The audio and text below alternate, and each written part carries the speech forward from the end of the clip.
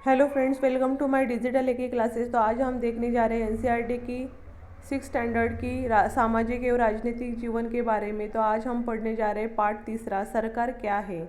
सरकार का अर्थ कुछ निश्चित व्यक्तियों का समूह होता है जो राष्ट्र तथा राज्यों में निश्चित काल में के लिए तथा निश्चित पद्धति द्वारा शासन करते हैं। इसके 3 अंग है: विधायिका, कार्यपालिका, न्यायपालिका।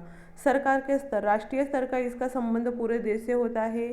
हम केंद्र सरकार भी कहलाते हैं इसे। राज्य स्तर पर सरकार दूसरा है। राज्य स्तर पर यह सरकारी किसी विशेष राज्य का संचालन करती है, यह राज्य सरकार कहलाती है।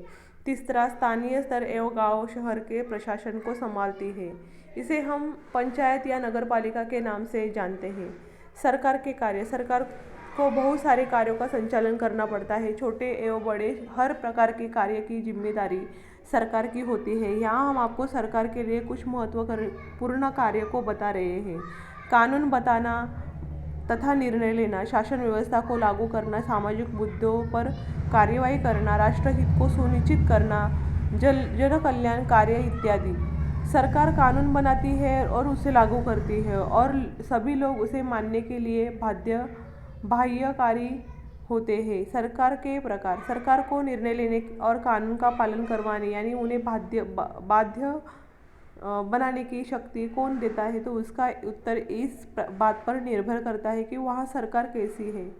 विश्व भर में अलग अलग प्रकार की सरकार है, लेकिन हम आपको 2 मुख्य सरकारों के बारे में बताते हैं। लोकतांत्रिक सरकार, इसमें निर्णय लेने की शक्ति लोगों द्वारा प्रदान की जाती है, अर्थात जनता के प्रतिनिधि।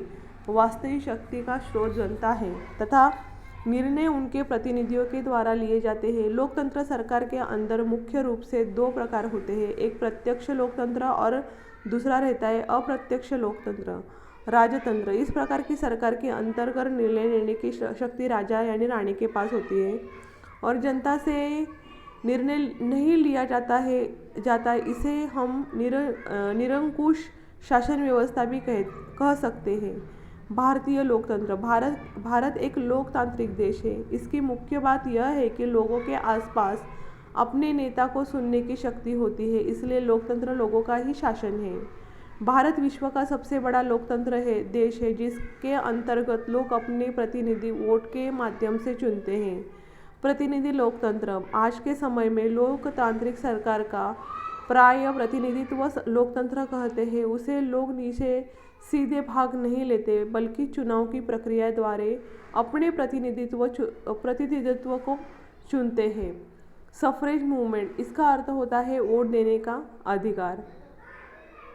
प्रथम विश्व युद्ध के दौरान महिलाओं ने मत डालने के लिए संघर्ष किया। इस आंदोलन को महिला मताधिकार आंदोलन कहते हैं।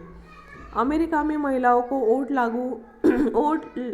का अधिकार 1920 में मिला। इंग्लैंड में महिलाओं को वोट देने का अधिकार 1928 में मिला। इस तरह हमें इसके बाद हमें मिला। तो इस प्रकार हमें सरकार क्या है इसके बारे में हमने देख लिया। तो अगर आपको ये वीडियो अच्छी लगी या समझ में आई हो तो चैनल को लाइक करें, शेयर करें और सब्सक्राइब करें। Keep watching. Thank you.